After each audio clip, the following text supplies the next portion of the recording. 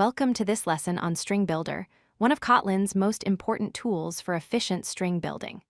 When working with strings, especially in loops or when building large text outputs, StringBuilder can dramatically improve your application's performance. In this video, we'll learn when and how to use StringBuilder to optimize string concatenation operations. Before we dive into StringBuilder, we need to understand a fundamental concept. Strings in Kotlin are immutable.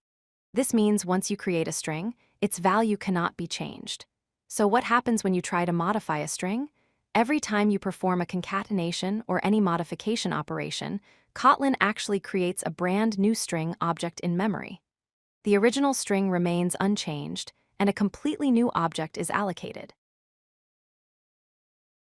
Let's see why this matters in practice. Imagine you have a loop that runs 1,000 times, and in each iteration, you're concatenating a string using the plus equals operator. Because strings are immutable, this code creates 1,000 separate string objects. Each concatenation allocates new memory, copies the existing content, adds the new text, and then discards the old string. This leads to excessive memory allocation and puts pressure on the garbage collector, making your application slower and less efficient. This is where StringBuilder comes to the rescue. StringBuilder provides a mutable buffer for building strings efficiently. Instead of creating a new object for each modification, StringBuilder maintains an internal character array that can be modified in place. In this example, we create a StringBuilder instance, then use the append method inside our loop. The key difference is that StringBuilder modifies its existing buffer rather than creating new objects. Finally, we call toString to get the completed string. This approach is significantly more memory efficient and faster than regular string concatenation. StringBuilder provides several useful methods for string manipulation. The append method adds content to the end of the current string. The insert method allows you to place text at a specific position within the string. The delete method removes a range of characters between two indices, and the reverse method flips the entire character sequence backwards. These methods all modify the StringBuilder's internal buffer directly, making them very efficient for building and manipulating strings. Let's see these methods in action with a practical example. We start by creating a StringBuilder with the initial value hello. Then we append a space and the word world, giving us hello world. Next, we insert a comma at position 5, resulting in hello comma world. We then delete the comma by removing the character at index 5, returning to hello world. Finally, we call reverse to flip the entire string, giving us dlrow all h.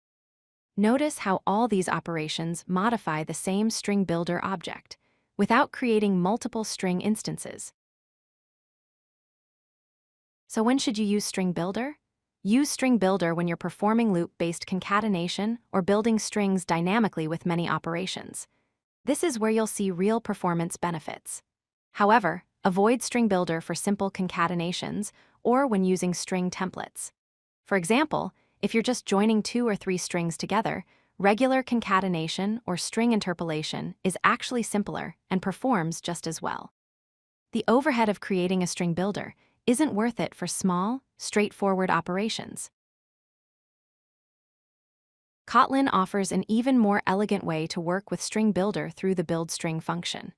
This is an idiomatic Kotlin shorthand that creates a StringBuilder behind the scenes and provides it as a receiver to your Lambda block. Inside the Lambda, you can call append and other StringBuilder methods directly without the builder dot prefix. When the Lambda completes, buildString automatically converts the result to a string and returns it. This approach gives you all the performance benefits of StringBuilder with cleaner, more readable code that feels natural in Kotlin. If you like this video, hit that like button and don't forget to subscribe. Visit codelucky.com for more such useful content.